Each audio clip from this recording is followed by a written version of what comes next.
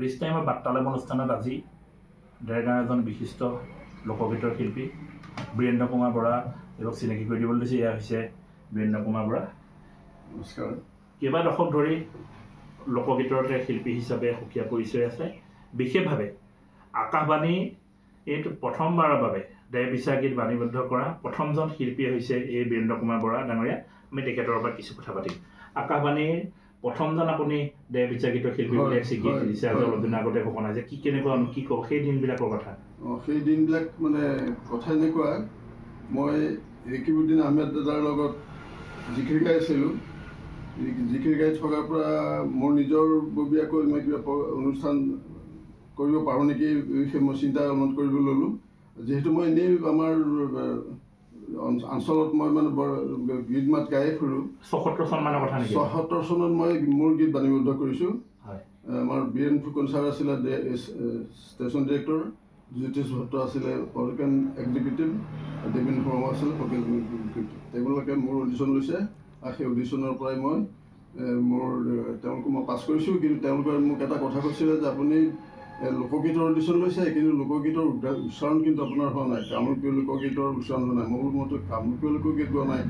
মই উজনি অসমৰ বা আমাৰ এই উজনি অসমৰ মুখত যিটো মানে স্পষ্ট বা স্বচ্ছতা প্ৰকাশ পায়, আমি তেনেকুৱা গীত গাইছোঁ। গতিকে এই গীত শ্ৰেণী দেহ বিচাৰ বুলি এটা মানে হেৰি আছে। মইতো এটাকেইটা গীত দেহ বিচাৰে গাইছোঁ। গতিকে আপোনালোকে যদি অসুবিধা পাইছে নামাকৰণ কৰিব পাৰে। যদি মই ভাল ফল দেখুৱাইছোঁ আপোনালোকক অডিশ্যনত, তেতিয়াহ'লে মোৰ এইটো নামাকৰণ আপোনালোকে দেহ বিচাৰ কৰিব পাৰে। তেতিয়া তেখেতসকলে সেই গীতটো মোৰ অনুষ্ঠানটোত মোৰ সদায় দেহ বিচাৰ গীত প্ৰচাৰ কৰে।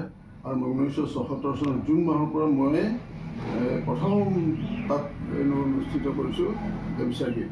এই আপোনাৰ যি জনপ্ৰিয় দেহ বিচাৰ গীত এবাৰতে এই গীতটো অকণমান গাই দিব নেকি? অঁ, ঠিক আছে, গাই দিম।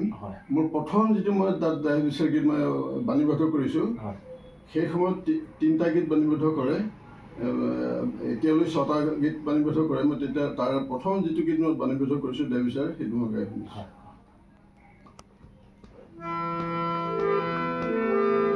ভজমন ভাই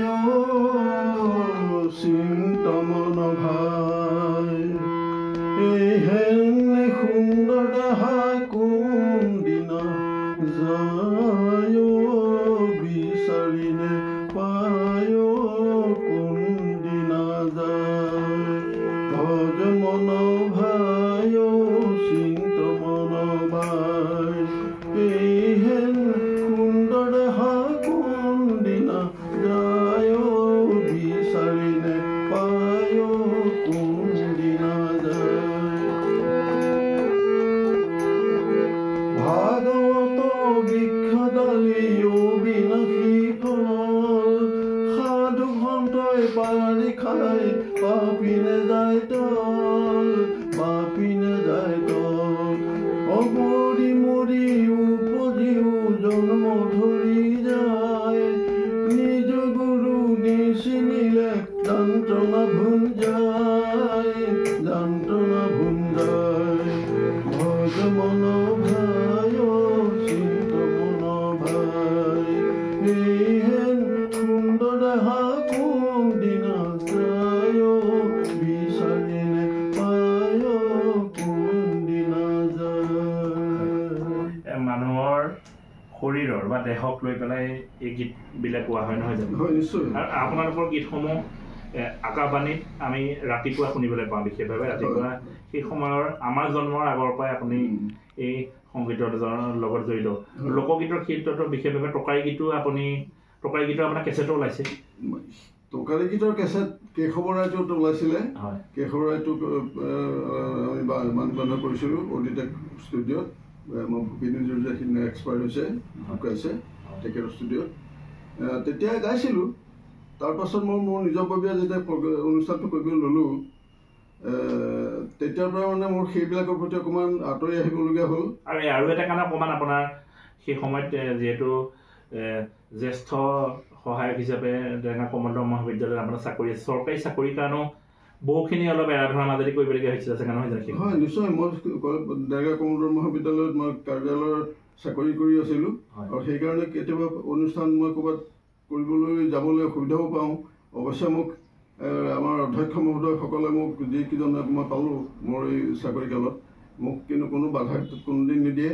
কিন্তু কেতিয়াবা বৰ জৰুৰী কাম বা বৰ প্ৰয়োজনীয় কাম থাকিলে অলপমান অসুবিধা হয়।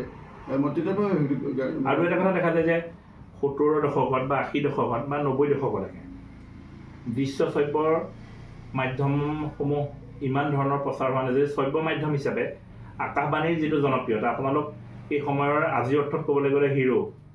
আকাশবাণী আপোনালোকৰ বেলেগে আপুনি হওক, গিৰীশ মহন্ত ডাঙৰে হওক, প্ৰবীণ বৰঠাকুৰ হওক, তেখেতসকল এক সুকীয়া পৰিচয় আছিলে। বিশেষভাৱে দেৰগাঁৱৰ এক আকাশবাণী ডিব্ৰুগড় হওক বা গুৱাহাটীতে হওক, আপোনালোকৰ যিটো দেৰগাঁৱৰ এটা বিশাল দল গৈ পেলাই এইবিলাক অনুষ্ঠানত ভাগ লৈছিলে, নহয় জানো? হয়, নিশ্চয়। আমি সেই সময়ত আমাৰ দেৰগাঁৱৰ লোকগীতৰ বা দেৰগাঁৱৰ যিকোনো সংস্কৃত দিশটোত আমাৰ বহুত আগবঢ়া, আৰু সেইকাৰণে আমাৰ বহুতে আমাক মানে অলপমান উচ্চ স্তৰৰ চকুৰেও চায়। গতিকে আমি গিৰীশদাই অৱশ্যে মোতকৈ 2 বছৰৰ পাছত তেখেতে ৰেডিঅ'ত অন্তৰ্ভুক্ত হৈছে অনুষ্ঠানত এই কাৰ্যক্ৰমত। গতিকে প্ৰবীণ বৰঠাকুৰ তাৰ পাছতে হৈছে, মই কিন্তু প্ৰথম কৰিছোঁ। তেতিয়া আমাৰ বৰ যথেষ্ট মানে ৰাইজে আমাক আদৰি লৈছিলে, সমাদৰ পাইছিলোঁ আমি। ৰেডিঅ'ই আমাৰ আদৰি লৈছিলে, আৰু আমাৰ উজনি অসমৰ যিকেইখন জিলা আছে, জিলাৰ আমাৰ সকলোখিনিয়ে আমাক আদৰি লৈছিলে। গতিকে আমাক বিভিন্ন অনুষ্ঠানবিলাক কৰিবলৈ আমাক মাতিছিলোঁ। কিন্তু বিহুত মই অন্ততঃ ঘৰত থাকিবলৈকে নাপাওঁ, এসপ্তাহ তেনেকুৱা হৈছিলেগৈ প্ৰথম অৱস্থাত। এইটো মানে মই 80 দশকৰ মাছ ধৰিবলৈকে বুলি কৈছোঁ, 70 দশকৰ পৰা। কিন্তু তেতিয়া মই ঘৰত আজিকালি দেখা যায় এটা কথা যে সাৰেগামা নজনাকে শিল্পী বুলি নিজক কয়, গায়ক গায়িকা ধেৰ ওলাইছে, সাৰেগামা নাজানে। কিন্তু মই ইমান সংগীতৰ কথা নাজানো, আপোনাক এইকাৰণে সুধিছোঁ, সাৰেগামা প্ৰধান নহয় জানো যি সংগীতত অহা আগমুহূৰ্ত? সংগীতৰ প্ৰথম বস্তু সাৰেগামা হয়, নজনা বহুত আছে। কিন্তু নজনাকেও বহুতে হয়তো খুব নামী শিল্পীও আছে।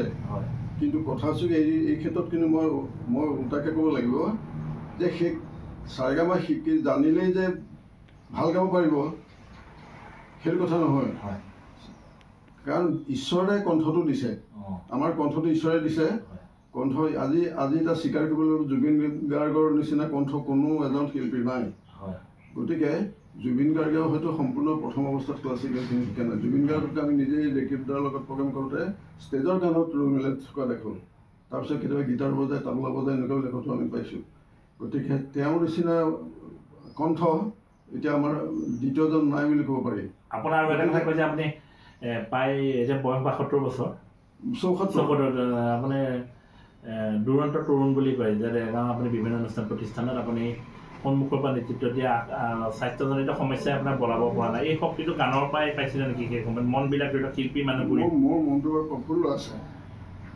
সেই প্ৰফুল্লতাৰ কাৰণে হয়তো মই কিছু সৰু সুৰা অসুখ আছে যদিও মই সেই প্ৰফুল্লতা থকাৰ কাৰণে মোৰ ৰাইজে খুব মৰম চেনেহ কৰে, মই মাতে কৰে, যাওঁ কৰোঁ।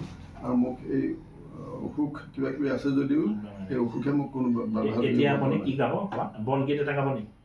বনগীত এটা গাব পাৰিম। বনগীত বনগীতে গাইছোঁ, বনগীতে গাইছোঁ।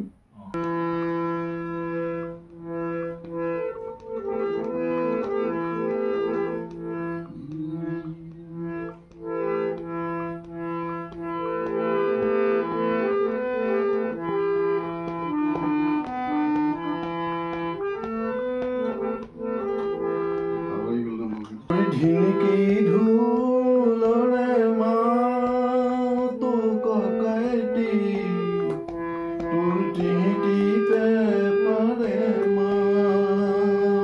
মই এইটো গীত গাওঁতে মোৰ একেবাৰে পাইছে দেই। তোৰ ঢিনিকি ঢোলৰে মাতো ককাইটি, তোৰ টিহিটি পেপাৰে মা।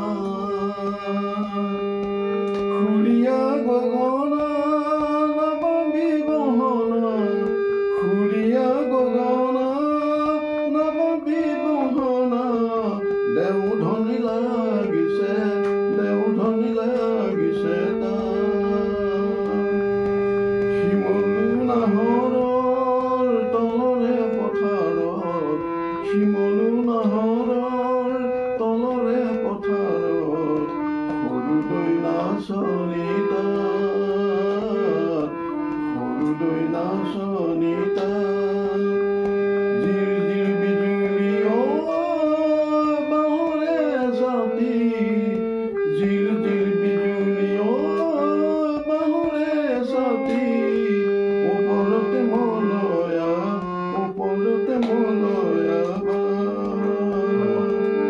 তোৰ যেনেকি ঢোলৰে মাত ককাইটি তোৰ তেহেতি বেবাৰে মাত। কোন কোন আছে এতিয়া বৰ্তমান মোৰ ঘৰত আছে মোৰ ককাই ভাই আছিলে 8জন, মই অষ্টম। মোৰ 7জন ককাই ঢুকালে, দেউতা নাই, মা নাই, আৰু এতিয়া মোৰ নিজৰ গৰ্মিনী আছে।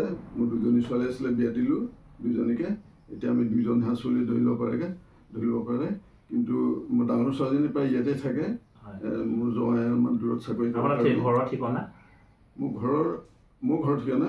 মোৰ ঘৰৰ ঠিকনা post office Rajabahar Dergaon, Rajabahar Dikeli college road.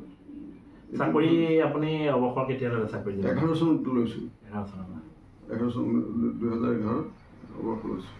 চৰকাৰৰ পৰা আপুনি বঁটা বা পুৰস্কাৰ কিবা পাইছেনে? সম্বৰ্ধনা তেওঁলোক চৰকাৰৰ পৰা সম্বৰ্ধনা তাৰমানে সংগীতৰ ক্ষেত্ৰত কালচাৰেল এফেয়াৰ্ছে সম্বৰ্ধনা এটা জনাই মাজত এটা শিল্পীসকলক হেৰি দিছিলে, কিন্তু পেঞ্চন নহয়।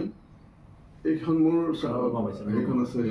পেঞ্চন নাই পোৱা নেকি আপুনি? পেঞ্চন এতিয়ালৈকে মানে মই মাজত গৈ এপ্লাই কৰিব পাৰোঁ। এবাৰ মানে কোনবোৰ শিল্পীক দিয়ে? যেনে কথা কৈ পেলাই বহুতে কয় যে ভালকে ভাষণ দিয়াইও শিল্পী বুলি।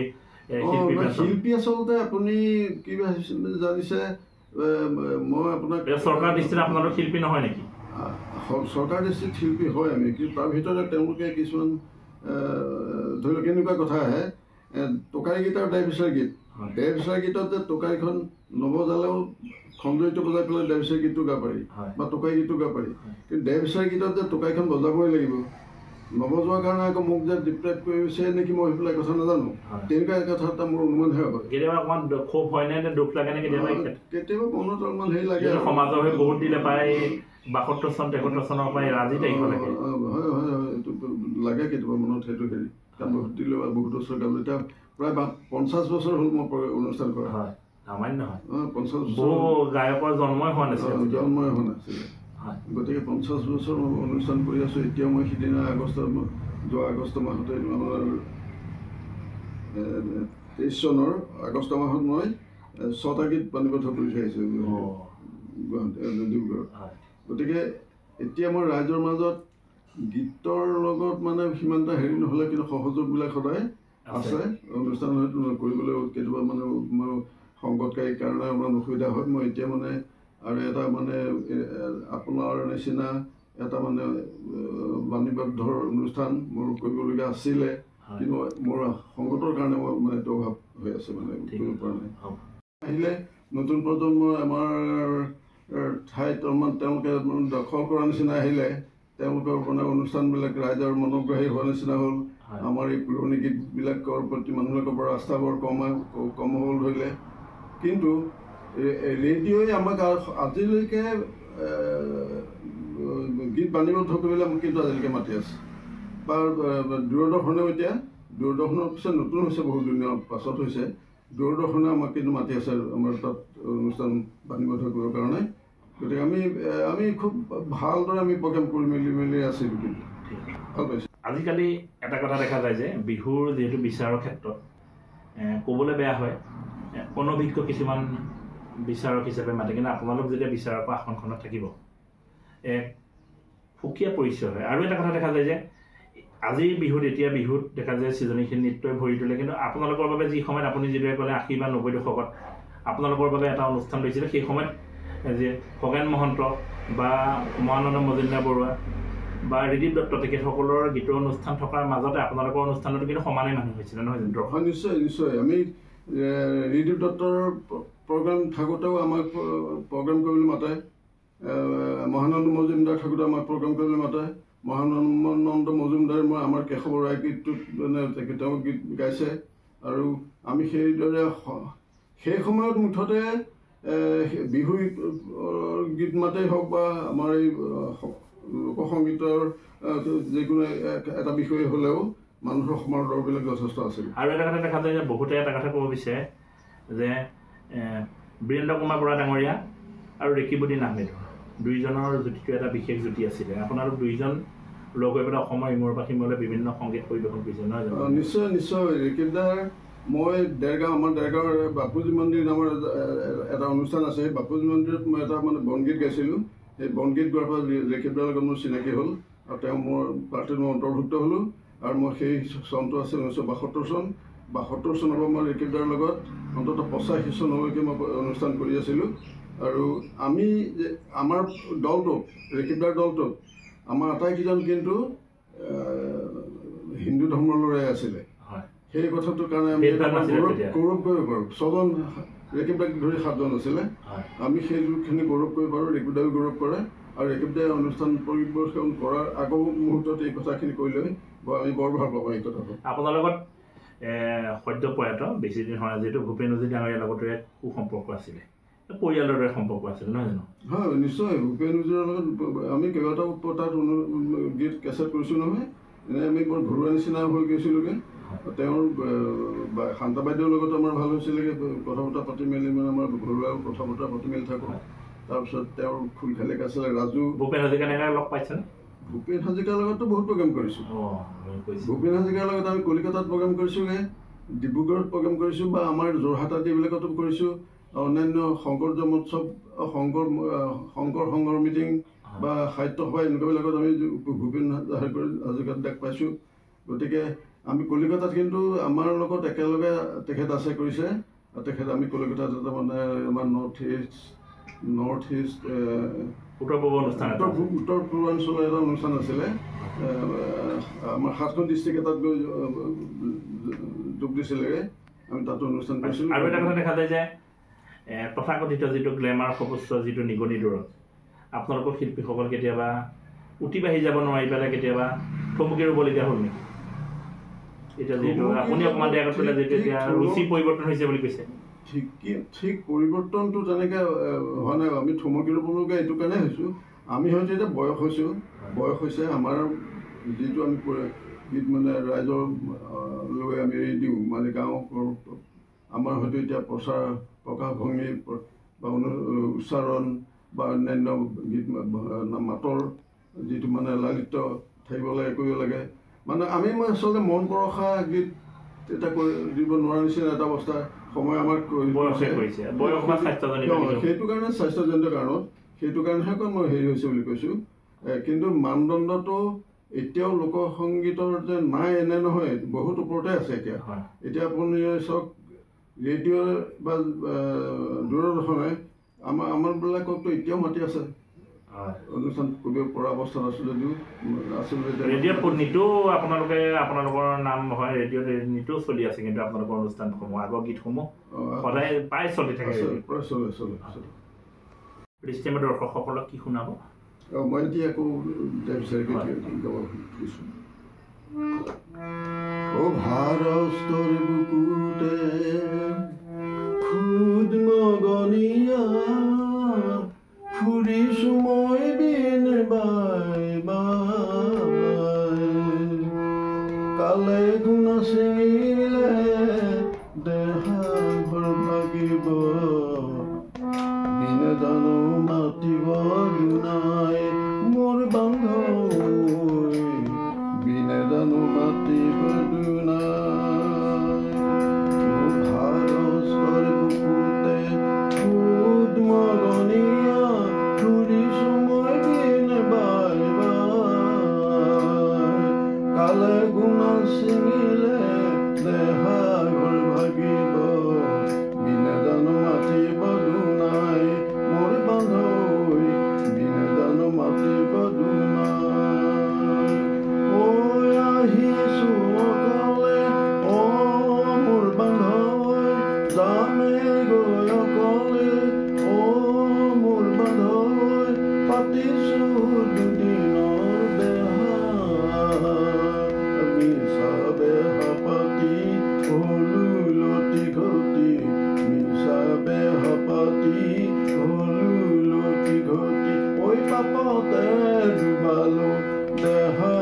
বান্ধৈ পাপতে ডুবালো দেহা ঐ আছে পুত্ৰ ভাই ও মোৰ বান্ধৈ নাহিকে সহায় ও মোৰ বান্ধৈ কান্দিব মৰাতি চাই বান্ধি চাঙিখনি নিব ফুটুকানি বান্ধি চাঙিখনি নিব ফুটুকানি ঐ থব গৈ মুকলি ঠাই মোৰ বান্ধৈ থব গৈ মুকলি ঠাই একা থব পাৰি। যিহেতু দেহ বিশ্বাসগীত আপুনি ভৰ ডেকা বয়সত গাইছিলে এইবিলাক লৈ পেলাই গীত গাওঁতে অকণমান ঘৰৰ বা পৰিয়ালৰ পৰা অকণমান কেতিয়াবা কথা শুনিবলগীয়া হৈছিলে যিহেতু ডেকা বয়সতে জীৱনৰ মায়াময় এৰি যোৱা গীতসমূহ গাইছিলে সেইটো মুঠেই নাই যিহেতু আমাৰ ঘৰখনে সাংস্কৃতিক কাৰণ আমাৰ বংশটো হয় মোৰ খুৰাই গীত গায় খুৰা বায়েন নামাচাৰ্য পাঠক মোৰ দেউতা ওজা নামাচাৰ্য পাঠক দেউতাই মঘাই ওজাক চাৰিখন হোৱাত শিকাইছে মই আমাৰ ঘৰতে আমাৰ মনত পৰে মই তেতিয়া অন্ততঃ 12-13 বছৰীয়া ল'ৰা আমাৰ ঘৰত চাৰিখন হাত শিকাইছিলে চাৰিখন হাতৰ ভিতৰত এখন হাত তেখেতে শিকিব নোৱাৰিলে মঘাই ওজাৰ সান্নিধ্য আপুনি পাইছিল নিশ্চয় পাইছোঁ মঘাই ওজাৰ লগত আমি সেই কলিকতাৰ সেইটো প্ৰগ্ৰামত কৰিছোঁগৈ আমি আৰু মঘাই ওজাৰ তেওঁ 3খন হাত শিকিলে টকাৰী নেগেৰা আৰু ডম্বৰু এই 3খন শিকিলে কিন্তু উপবগাৰখন শিকিবলৈ জটিল উপবগাৰ হাতখন জটিল শিকিবলৈ সময়ো নোলাল তেখেতৰ গতিকে আমি তেখেতক পাইছোঁ আৰু গতিকে ঘৰৰ পৰা কোনো অসুবিধা পোৱা নাই কাৰণ খুব ভালহে পায় আমাৰ এইবিলাক হেৰি এতিয়া মোৰ নাতি এটাও আছে নাতি এটাও খুব ভাল তাবলা বজাবলৈ শিকিছে কিন্তু ক্লাছিকেলহে শিকাই আছোঁ তাক এই হাতখন মানে আমাৰ আধুনিক মডাৰ্ণ হেৰিলৈ আমি অনা নাই আৰু এটা কথা দেখা যায় যে বিচাৰকৰ ক্ষেত্ৰত অথনি আপোনাক সুধিলোঁ আকৌ সুধিছোঁ গুণগত মানদণ্ড কমি গৈছে বুলি কয় বিচাৰকসকলৰ ক্ষেত্ৰত কি ক'ব তেওঁলোকে অলপ আত্মকেন্দ্ৰিক হৈ গৈছে একাংশ সকলোৰে কথা কোৱা আপোনালোক থাকিলে যিটো শুৱনি হয় কি ক'ব বিচাৰকৰ কথাটো আপুনি যি কৈছে সঁচা ঠিকে শুনিছে বা ঠিকে কৈছে বিচাৰকৰ অলপমান আজিকালি ইমান মানে নিৰক্ষৰতা অৱলম্বন নকৰে অলপমান অনুষ্ঠানবিলাক যেতিয়া পৰিৱেশন হয় তাত মানে কাৰোবাৰ যেন অলপমান যোগাত্মক হেৰি আছে তেনেকুৱাবিলাক কথা আমি দেখা যায় আৰু যিটো মানে শিকি মেলি জাজমেণ্ট দিব লাগে কৰিব লাগে কিন্তু আজিকালি অলপ শিকি পেলাই তেওঁলোকে একোখনত চাৰ্টিফিকেট লৈ মেলি মানে বিচাৰকৰ চাৰ্টিফিকেট লৈ মেলি বিচাৰকত বহে যিহেতু আজিকালি বিহু সুৰক্ষা সমিতি আপুনি বিহু সমিতিৰ লগত জড়িত আছোঁ মই আজীৱন সদস্য পদূলিয়ে যে বিহু হৈছে কি ক'ব ধন টকা পইচা হ'লেই কোনোবা 3জন মানুহ 4জন মানুহ গোট খাই বিহু পাতি সেইবিলাক কিন্তু একেবাৰে ভাল কথা নহয় কাৰণ বিহু আমাৰ যিটো আগৰ ৰুদ্ৰসিংহ দিনৰ যিটো স্বতঃস্ফূৰ্ত বিহু সেই বিহুটোৰ আজি বহুত পৰিৱৰ্তন হ'লেই কাৰণ বিহুক আজি প্ৰতিযোগিতালৈ নিলে ষ্টেজলৈ আনিলে গ্ৰামাৰ সৃষ্টি হ'ল মানে ব্যাকৰণ সৃষ্টি হ'ল নিয়ম সৃষ্টি হ'ল সেই নিয়মৰ কাৰণে প্ৰতিযোগিতাত পাতিছে আমি সেইটো মানি লৈছোঁ ভাল হৈছে কিন্তু আমাৰ স্বতঃস্ফূৰ্ত যিটো বিহু সেই বিহুটোৰ মৰ্যাদা যিটো আছিলে সেইটোতে কিন্তু এইটো ঠিক কম নহয় কিন্তু সেইটোও বহুত ভাল আছিলে কিন্তু আজিকালি সেইটো বিহুটো দেখিবলৈ পোৱা নাযায় এতিয়া আপুনি কি গাড়ী শুনাব আমাক এতিয়া মই শেষতে ডাইভিছৰ গীতেই গাওঁ আৰু নহয় জানো যিহেতু নাৱৰ লৈ পেলাই যে সেইটোৱে গাওঁ সেইটো আপোনাক এটা কথা কওঁ মই দুটা সুৰ আছে আপোনাক পাছৰ সুৰটো কাহামাতালৰ এটা বেলেগ সুৰ আগৰ সুৰটো আপুনি যিটো সহজ মানে নিজে গাব ভাল পায় সেইটোকে গাব পাৰে আৰু এটা কথা দেখা যায় যে উমাকান্ত বৈৰাগী যিদৰে এক বিশেষ পৰিচয় আছিলে এইফালৰ পৰা কিন্তু আপুনি গ্ৰীষ্মন্ত তেখেতসকলৰ সমানে এটা পৰিচয় আছে আমি যেনেকৈ উমাকান্ত বৈৰাগী আগাবাণী গুৱাহাটী কেন্দ্ৰত শুনো এইফালৰ পৰা আগাবাণী ডিব্ৰুগড়ত আপোনালোকৰ নাম অসমবাসীয়ে চিনি পায় উমাকান্ত বৈৰাগীৰ লগত কেনেকুৱা সম্পৰ্ক আছিল উমাকান্ত বৈৰাগীৰ লগত সম্পৰ্ক আছিলে তেখেতে অনুষ্ঠান মোতকৈ 4 বছৰ 3 বছৰমান আগত কৰিছে ৰেডিঅ'ত গীত বাণীবদ্ধ কৰিছে আৰু তেখেতক গ'লে কেতিয়াবা পাওঁ আৰু অনুষ্ঠান কিছুমান যে বাহিৰত অনুষ্ঠান কিছুমান হয় সেই অনুষ্ঠান কিছুমানতো হয় আৰু ৰেডিঅ' প্ৰগ্ৰেম ৰেডিঅ'ই কেতিয়াবা আমাক অনুষ্ঠান কৰিবলৈ মাতে বেলেগ বেলেগ জেগাত সেই জেগালৈ আমি একেলগে যাওঁ আপুনি আকাশবাণী স্বীকৃতিপ্ৰাপ্ত শিল্পী কেতিয়া হৈছে মনত দেহ বিচাৰে আৰম্ভ নেকি দেহ বিচাৰে আৰম্ভ স্বীকৃতিপ্ৰাপ্ত শিল্পী মোক বিহাই মোক দিছে মই বিহাই পাইছোঁ তাত মানে গ্ৰেড দিয়াৰ ব্যৱস্থা আছে বিহাই পাইছোঁ কিন্তু এইবাৰ মোক ৰেডিঅ'ই মোক কৈছিলে যে আপুনি যদি এই হাইৰ কাৰণে চেষ্টা কৰিব পাৰে আমি আপোনাৰ ব্যৱস্থাটো কৰি দিম এতিয়া আপুনি গাব পাৰে সেইটো চিন্তা কৰা নাই যেনিবা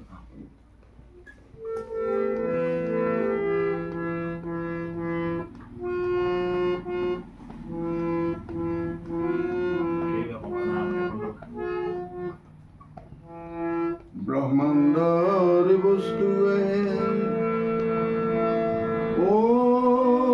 নাতে মোক গুৰু নখহে দেহাই মোৰ ভাল সিপাৰৰ মেলালৈ যাবলৈ ওলালো ঘাটুৱে নকৰে পাৰ মোৰ গুৰু ঘাটুৱে নকৰে পাৰ ব্ৰহ্মাণ্ডৰ বস্তুৱে নাতে মোক গুৰু নখহে দেহাই মোৰ ভাল সিপাৰৰ মেলালৈ যাবলৈ ওলালো ঘাটুৱে নকৰে পাৰ মোৰ গুৰু ঘাটুৱে নকৰে পাৰ কিবা মায়া লাগি ৰৈলো মোৰ গুৰু ঘাটুৱে নকৰে পাৰ এই মায়া এৰাইবাৰ কাৰো নাই শকতি হৰিৰ বিনে গতি নাই মোৰ গুৰু গতি নাই সাঁতুৰি নেপাওঁ যে পাৰে মই গুৰু সাঁতুৰি নেপাওঁ যে পাৰ সিপাৰৰ মেলালৈ যাবলৈ ওলালো ঘাটুৱে নকৰে পাৰ মোৰ গুৰু ঘাটুৱে নকৰে পাৰ মোৰ গুৰু ঘাটুৱে নকৰে পাৰ এয়া আছিল ৰাজ্যখনৰ এজন বিশিষ্ট লোকগীতৰ শিল্পী বিশেষভাৱে দেহ বিচাৰ গীতৰ শিল্পী বুলিলে চিনি পায় বীৰেন্দ্ৰ কুমাৰ বৰা ডাঙৰীয়া আমি বীৰেন্দ্ৰ কুমাৰ বৰা ডাঙৰীয়াৰ দেখালে যে 4 বছৰ হ'বৰ বাবে আৰু কেইবছৰ মানুহে বাকী আছে আমি চৰকাৰলৈ বা ৰজাঘৰীয়ালৈ আমি এটাই অনুৰোধ জনাইছোঁ সুস্থ হৈ থাকোঁতে বিশেষভাৱে 2-এটা অসুখ আছে যদিও তেখেত যিহেতু সুস্থ হৈ আছে এজন সুস্থ হৈ থাকোঁতেই চৰকাৰে যেন এইজন আজন্ম শিল্পী পেঞ্চন বা শিল্পী বঁটা দি দেৰগাঁওবাসীলৈ তেখেতে আমাক এক অৱদান দি থৈ গৈছে যিহেতু তেখেতে দেৰগাঁওবাসীৰ যে সন্মান ৰাখে তেখেতৰ সন্মান দি এই বাৰ্তালৈ আমি এই প্ৰতিবেদনৰ পৰা বিৰাম মাৰিলোঁ ধন্যবাদ